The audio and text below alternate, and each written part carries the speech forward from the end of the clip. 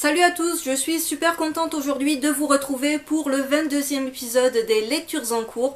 Dans cette vidéo, je vais vous parler de mes 7 dernières lectures. Il y aura un yaoi, un shoujo, 3 shonen et 2 seinen. Je commence tout d'abord en vous présentant le second tome de Deadlock de Saki Aida et Yu Takashina publié chez Taifu Comics. Avec ce second tome, nous avons rattrapé la parution japonaise et il n'y a toujours pas de date pour la sortie du tome 3 au Japon. Le premier tome de Deadlock, je vous en avais parlé dans le book haul du mois de janvier ou février, je ne me rappelle plus. C'était un premier tome que j'avais vraiment beaucoup aimé, ça changeait un petit peu de ce qu'on avait l'habitude de lire côté yaoi. Et le premier tome de Deadlock m'avait néanmoins un tout petit peu déçu du fait que l'histoire prend place, comme on s'en doute, dans une prison. Et cet univers carcéral, je le pensais très froid, très violent, et je m'attendais à quelque chose de très percutant de ce côté-là dans le premier tome, ce qui m'avait un petit peu déçu parce que finalement dans le premier tome on n'avait rien de spécialement choquant, on avait vraiment la mise en place de l'histoire avec l'introduction de ce personnage-là que vous voyez également sur la 4e de couverture. On comprenait pourquoi il se retrouvait en prison et quel était son but une fois qu'il avait intégré cette prison. On découvrait également la relation qui commençait à se créer avec ce personnage, voilà, une relation de confiance avec son codétenu, mais il n'y avait pas de scène, que ce soit de scène de sexe ou de scène vraiment choquante. C'est ce qui arrive par contre à la fin de ce second tome. Ce second tome se conclut, et c'est vraiment ce que j'ai retenu du tome, sur une scène d'une violence assez terrible. Et pour le coup, quand je vois ce genre de scène, c'est vraiment un titre que je ne recommande pas aux moins de 16 ans. Tous les yaoi sont de toute manière pour public averti parce que ça met en scène des relations homosexuelles souvent assez explicites.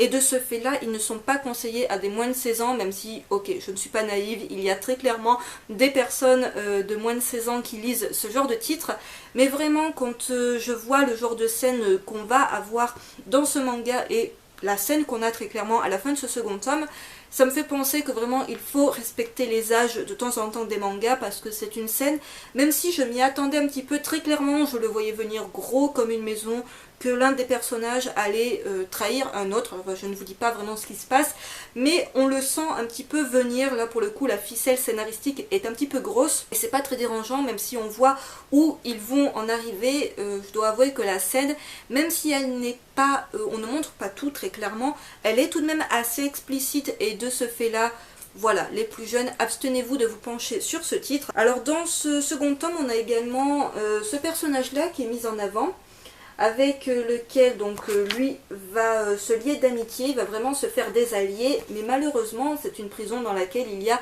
beaucoup de clans, ça on le voyait dans le premier tome de la série. Selon le clan que l'on va rejoindre et les clans alliés à ce clan, bah du coup on va se faire des ennemis communs et malheureusement ça ne va pas louper. Dans ce second tome, il va vraiment en faire les frais. Donc c'est un deuxième tome qui vraiment m'a beaucoup plu parce que justement on reste dans l'histoire. C'est-à-dire que vraiment on a toujours cette quête pour lui de trouver une certaine personne. Donc ça je n'en dis pas plus si vous n'avez pas lu le premier tome, mais vraiment la violence, on va dire, de la dernière scène du tome, je ne dirais pas qu'elle m'a choquée, mais elle me conforte dans l'idée que ce n'est vraiment pas un titre à mettre entre les mains des plus jeunes. Donc en attendant, si vous cherchez un yaoi, je dirais pas hyper original, mais qui change un petit peu de ce qu'on a l'habitude de lire, dans la veine de In These Words, mais en beaucoup moins tout de même psychologique et en un tout petit peu moins violent, c'est un titre que je vous recommande de lire. Je passe à présent à quelque chose de beaucoup plus léger, puisque je vais vous parler du 4e tome de Tel que tu es, de Kaname Ilama. C'est publié chez Kana, collection shoujo. Le titre est toujours en cours au Japon, avec déjà 6 tomes de parus, et le tome 5 sortira en France le 26 août. Alors ce 4e tome de Tel que tu es, j'ai un petit peu hésité à le lire de suite. J'avais envie de le mettre de côté et de le lire quand le 5e tome serait sorti, parce que pour moi, voilà, les 3 premiers tomes étaient bien, mais c'était pas non plus extraordinaire. On avait cette originalité de mettre en scène une jeune fille qui était un petit peu ronde, voilà, ça changeait un petit peu de ce qu'on voyait dans les autres shoujo où c'était toujours la nana parfaite, super coquette, super aux formes irréprochables. Et là, il y avait ce petit côté original, mais bon, une fois, entre guillemets, la surprise du premier tome passée, on s'attend à voir ce que l'auteur a à proposer pour la suite de l'histoire. Et ce quatrième tome m'a intriguée de par sa couverture. Donc là, comme vous en doutez, on va découvrir ce personnage-là qui s'appelle Akane et qui va demander à Tsumugi d'être son disciple, sa disciple, parce qu'en fait, elle la prend complètement pour modèle, c'est-à-dire qu'on peut être une jeune fille ronde et être bien dans sa peau et en plus de cela, trouver l'amour et pas que n'importe qui, puisqu'elle trouve l'amour avec le jeune homme qu'on voit ici, qui s'appelle Tagami. J'ai toujours du mal avec les noms dans les shoujo. Et elle envie complètement ce couple qui a l'air, vu de l'extérieur, super heureux, trop mignon. Et elle a envie de connaître la même chose et elle a peur de ne jamais connaître l'amour, d'être toujours éternellement repoussée par son physique qui est un petit peu, on va dire, disgracieux. Tout simplement parce qu'elle ne rentre pas, encore une fois, dans les normes de beauté standard. Elle va entamer un régime. Donc en fait, ils vont entamer tous les trois un régime pour être en gros, pour se motiver. Ils vont tous faire un régime. Et on va voir un petit peu les travers des régimes, toutes les difficultés moralement, physiquement, ce que ça implique. Et c'est un petit peu un manga qui tout simplement, enfin, le quatrième tome va vraiment parler de l'acceptation de soi, même si on ne fait pas le poids idéal pour sa taille, du moment où on est bien dans sa peau, qu'on le vit bien, qu'on acquiert une confiance en soi et qu'on s'accepte tel qu'on est, finalement ça passe de suite beaucoup mieux. Donc c'est un quatrième tome que j'ai beaucoup aimé. Encore une fois, c'est un shoujo dans lequel il y a beaucoup d'humour. Il n'y a finalement pas tant d'amour que ça puisque les deux personnages, les deux protagonistes sont ensemble dès le départ. Donc c'est pas... voilà, dès le premier tome, le couple se met en place. Donc c'est pas vraiment ça le but de l'histoire, c'est pas de découvrir comment ils vont se mettre en place, mais c'est de voir comment la relation va évoluer et tout le petit monde qui va finalement évoluer autour d'eux. Et c'est vraiment un quatrième tome que j'ai bien aimé. Finalement, je ne regrette pas de ne pas avoir attendu d'acheter le cinquième tome pour lire ce quatrième tome. Donc vraiment, si vous ne connaissez pas la série, je vous conseille de vous pencher dessus. Ne vous arrêtez pas au fait que ça va parler d'une nana ronde et c'est tout. Ça ne parle heureusement pas que de ça. Je passe à présent à la partie shonen de cette vidéo en vous parlant tout d'abord du 10e tome de Magical Girl of the End de Kentaro Sato, publié chez Akata Collection What the Fuck. La série est toujours en cours au Japon avec déjà 12 tomes de parus et le tome 11 est annoncé en France pour le 20 octobre. Alors qu'est-ce que je retiens très brièvement de ce 10e tome? C'est tout simplement le combat assez dantesque qui va prendre une bonne partie du tome et qui met en scène le personnage que vous voyez sur la première de couverture qui est vachement classe. C'est un personnage que l'on avait découvert au début de cette saison 2. Et ce que j'ai beaucoup aimé dans ce 10e tome, c'est qu'en plus d'avoir donc ce combat qui est vraiment apocalyptique parce que vraiment ça prend des proportions de dingue, on va également retrouver les personnages du passé. Les personnages de la saison 1 qui ont grandi, qui ont changé. Je n'en dis pas plus si vous n'êtes pas à jour niveau lecture, mais c'est vraiment un 10e tome que j'ai beaucoup aimé. La lecture reste néanmoins assez complexe parce qu'il y a beaucoup d'éléments à assimiler, beaucoup d'éléments à se rappeler de la première saison, à ne pas mélanger avec ce qui se passe dans la deuxième saison, même si tout est lié. Encore une fois, vous ne pouvez pas attaquer cette seconde saison sans connaître tout ce qui s'est passé dans les 8 premiers tomes. Il me semble que la saison 1 s'arrêtait au tome 8. Mais vraiment, la série vaut très clairement le détour. Je sais qu'il y en a qui l'ont mis en pause parce qu'ils ont un petit peu décroché à l'arrivée justement de cette saison 2, dans le sens où c'est bien sympa ce que nous fait l'auteur, mais ça part complètement en cacahuète par rapport à ce qui se passait à la base. Alors même si, encore une fois, il faut s'accrocher niveau lecture, parce que vraiment il y a beaucoup d'éléments. Heureusement, comme je l'ai déjà montré au début des tomes, on a ce genre de petit résumé qui vous rappelle très brièvement tout ce qui s'est passé précédemment dans les premiers tomes de la saison 2. Voilà, on ne remonte pas plus loin. Mais c'est utile et en même temps, voilà, presque il faudrait à chaque fois se relire la série pour ne rien oublier. Je vous montre la première page qui est super sympa. Donc voilà, c'est un 10e tome que j'ai beaucoup aimé, il y a beaucoup d'action. Encore une fois, c'est une série avec laquelle on ne s'ennuie pas, mais il faut juste ne pas décrocher de sa lecture parce que sinon on ne va strictement rien comprendre. J'enchaîne avec une lecture beaucoup plus simple à comprendre puisqu'il s'agit du 3e tome de Remember de Wellsard et Katsutoshi Murase. C'est publié chez Kiun, collection Seinen, mais il s'agit bien d'un shonen. La série est toujours en cours au Japon avec déjà 8 tomes de parus. Le 4e tome sortira le 25 août et le tome 5 le 10 novembre. Alors ce 3e tome de Remember, je l'ai tout autant apprécié que les deux premiers. Après, c'est une série que je rapproche un petit peu, aucun rapport, mais vous allez un petit peu comprendre la comparaison, de King's Game, dans le sens où je sens que la fin ne va pas être extraordinaire en soi, Niveau scénario, c'est assez simple, c'est pas hyper original non plus parce que c'est clairement un scénario qu'on peut voir dans pas mal de films d'horreur. Mais il y a ce côté prenant, il y a ce côté on a envie de savoir la suite, on a envie de savoir qui va s'en sortir et comment, et on a envie de tout simplement connaître le fin mot de l'histoire et de savoir mais qu'est-ce que c'est que cette malédiction et que cette rouge sang. Alors la rouge sang, pour rappel, c'est cette espèce de monstre qui massacre nuit après nuit les élèves. Alors on ne la voit pas énormément je trouve dans ce tome, mais elle est tout de même hyper flippante. Donc on la voit par exemple ici. On comprend un petit peu de qui il s'agit. Mais alors encore une fois, l'auteur nous distille des petites informations de ci, de là, mais arrive à bien ménager son suspense, puisque voilà, l'histoire, il y a déjà 8 tomes de paru au Japon. Je pense très clairement que la série ne fera pas 20 tomes. Si elle fait 15 tomes, c'est déjà beaucoup, parce que le scénario de base est très simple. Ils se retrouvent bloqués chaque nuit dans cette école, et tant qu'ils n'ont pas retrouvé les 8 pièces qui composent le corps de la personne qui est morte dans le tome 1 et qui leur demande de récupérer les pièces de son corps, tant que ça c'est pas fini, ils vont revivre éternellement cette nuit de massacre où il y a la rouge sang qui est avec eux dans le lycée et qui dès qu'elle les croise, elle va complètement les massacrer. Niveau scénario, ça tient à pas grand chose et quand je vois ça, même si ils ne trouvent pas toutes les pièces du corps d'un coup, ils en sont à peu près je crois à la moitié, à 3 ou 4 pièces sur 8. Voilà, on sent que ça ne va pas durer encore plus d'une dizaine de tomes. Voilà, je vois vraiment pas la série faire 20 tomes. Du moins je ne l'espère pas. On en apprend un peu plus sur ce personnage là, le professeur qu'on voyait à la fin du second tome il me semble, et on comprenait que lui il n'était pas totalement étranger à toute cette histoire et on s'attendait à ce qu'il donne des réponses. Alors regarde comme elle est trop flippante, elle est vraiment horrible. Voilà, c'est encore une fois un manga qui est classé shonen, même s'il est dans la collection seinen de Kiyun. Je trouve ça intelligent d'avoir mis dans la collection seinen parce que même si on est sur des codes shonen et on n'est pas sur quelque chose d'extrêmement violent, il y a quand même une ambiance très glauque. On a quand même un personnage qui massacre d'autres personnages. Alors il y a encore beaucoup de mystères, mais c'est un tome que j'ai trouvé très prenant. On a envie de découvrir la suite, on a envie d'avoir les réponses à nos questions, et rien que pour ça, on continue la lecture avec beaucoup de plaisir de cette série. Dans un tout autre registre, le dernier shonen de cette vidéo a été un véritable coup de cœur. Il s'agit du second tome de Père et Fils de Mitagawa. C'est publié chez Kiyun, également collection seinen. La série est toujours en cours au Japon avec déjà 5 tomes de parus. Le tome 3 est prévu pour le 18 août, le tome 4 pour le 27 octobre et le tome 5 pour le 8 décembre. Alors le premier tome de Père et Fils, je vous en ai parlé là encore dans le book haul du mois de janvier ou février, je ne sais plus.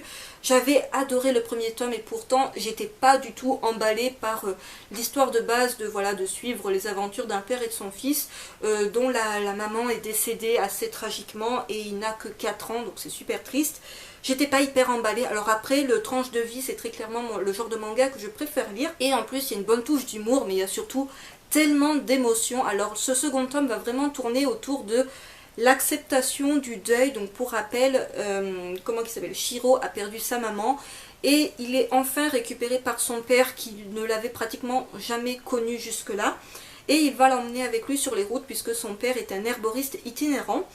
Et on a toutes les difficultés de ce père qui n'a jamais élevé son fils jusque-là, qui va devoir essayer de jongler avec son métier et son fils. Et ce fils a encore du mal à accepter de ne plus avoir sa mère, c'est encore très frais et trop douloureux pour lui. Et son père essaie vraiment de compenser l'absence de cette mère. Shiro se rend compte que les êtres qu'il a autour de lui ne sont pas éternels. Et ça va être également un questionnement sur la mort et sur le fait qu'on peut perdre du jour au lendemain ses parents. Et dans ce tome-là, son père va tomber malade à force de se surmener justement, de gérer son fils, son boulot, bref, il va tomber assez gravement malade. Et Shiro va envisager sa vie sans son père et il n'envisage pas du tout, très clairement, déjà que sa mère est partie trop tôt. Il a très clairement peur de perdre son père et son père s'en veut à son tour d'inquiéter son fils. Il dit bon, c'est pour ça que j'aurais pas dû tomber malade parce que ça le rend hyper malheureux. Et il y a des personnages qui sont là, la tante je pense notamment, qui sont là pour dire à Shiro écoute, ta maman elle est plus là, elle aurait pas voulu que tu sois un petit gamin pleurnichard, ton père il a un métier qui est pas facile, il est pas très doué non plus, donc tu vas essayer d'être un peu plus fort, d'être un peu plus courageux et de ne pas rendre la vie de ton père encore plus difficile. Donc en gros le petit Shiro de 4 ans est obligé d'être un petit peu plus mature qu'un enfant de son âge ne doit l'être théoriquement. C'est pas évident à vivre pour lui parce qu'il prend beaucoup sur lui. Il est aidé par ses piafs. Alors il y a 3 piafs comme celui-ci qui sont vraiment mais trop adorables et qui mènent vraiment des situations très très drôles. Alors on a ce piaf là. Voilà, les piafs ont tous un rôle un petit peu de messager et de connexion entre les différents personnages de la série, puisqu'ils sont plusieurs personnages à avoir des oiseaux comme celui-ci. Et c'est vraiment un tome qu'encore une fois j'ai adoré, parce qu'on a cette relation père-fils qui se construit petit à petit. Le père qui fait des erreurs, qui essaye vraiment de faire de son mieux, qui d'un côté il est un petit peu papa gâteau, mais il y peut rien, vraiment son fils a perdu sa mère, il a que son père vraiment auquel se raccrocher. Donc il fait tout son possible pour être là pour lui, essayer de jongler avec ses relations, sa propre vie d'adulte. Et c'est vraiment une série que je vous recommande. Si vous ne la connaissez toujours pas, si vous êtes fan du tranche de vie dans ce qu'il a de plus simple, de plus émouvant, de plus touchant, c'est vraiment un gros coup de cœur pour le coup. Et voilà, une dernière petite illustration pour vous montrer ce que ça donne. Il n'y a pas de page couleur, c'est une page couleur au début. J'ai oublié de vous montrer page couleur. Voilà, en plus c'est vraiment des dessins qui sont très jolis, un travail d'édition vraiment parfait. Donc voilà, une très bonne série, un véritable coup de cœur. Je conclue cette vidéo en vous parlant de 2 seinen. Tout d'abord, je vais vous parler du 8e tome de la série Le Maître des Livres de Yumiharu Shinohara, publié chez Komiku. La série est toujours en cours au Japon avec déjà 13 tomes de parus. Le tome 9 est annoncé pour le 22 septembre et le tome 10 pour le 8 décembre. Alors ce 8e tome du Maître des Livres se sépare plus ou moins en 3 parties. On a tout d'abord une première partie sur le thème de Noël et sur le bouquin qui s'appelle Le Conte de Noël, il me semble. En fait c'est le Noël de Scrooge, j'ai un petit peu du mal avec le nom. Ce qui est bien, c'est qu'à la fin du tome on a un rappel des livres, un petit rappel des livres qui sont cités dans le tome et en même temps un petit résumé, ce qui nous permet de peut-être découvrir des livres, hein, qui sait. Dans la seconde partie de ce tome, on a en place donc une situation, c'est-à-dire un gosse qui se retrouve dans une famille où son grand frère et son père ne font que se battre et lui il est au milieu de ces confrontations et il va se rendre comme d'habitude à la bibliothèque de la Rose Trémière et j'ai oublié son nom, Mikoshiba va lui proposer le livre Poil de carotte et cette histoire va lui parler à lui mais également à son frère et on découvre l'histoire de Poil de carotte. Personnellement, même si c'est une histoire qui est un livre qui est très connu, je ne connaissais pas réellement de quoi ça parlait. Je savais que ça parlait d'une histoire et d'un petit garçon qui était roux,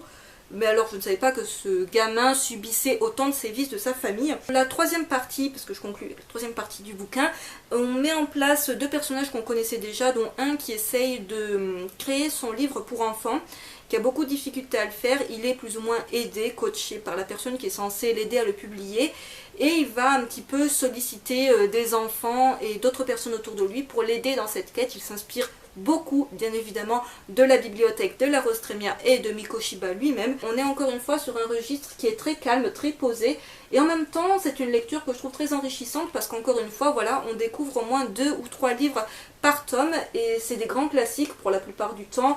Dans un des précédents tomes on découvrait L'île au trésor, voilà, on découvre vraiment des gros classiques de la littérature et je trouve ça bien parce que c'est une lecture qui est enrichissante, qui est à la fois très reposante. On a les relations vraiment humaines qui sont mises en avant entre différents personnages.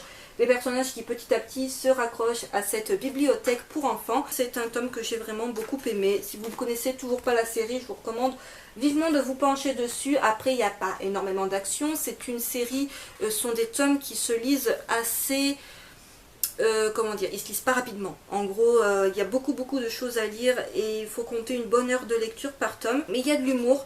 Il y a beaucoup de découvertes et voilà, c'est ce que j'aime bien, c'est d'apprendre de nouvelles choses à propos de livres que je ne connaissais que de nom. Donc pour la culture livre que ça engendre, c'est vraiment un titre que je vous recommande. Je conclue cette vidéo avec un dernier seinen. Il s'agit du 8e tome d'Area 51 de Masato Issa, publié chez Casterman.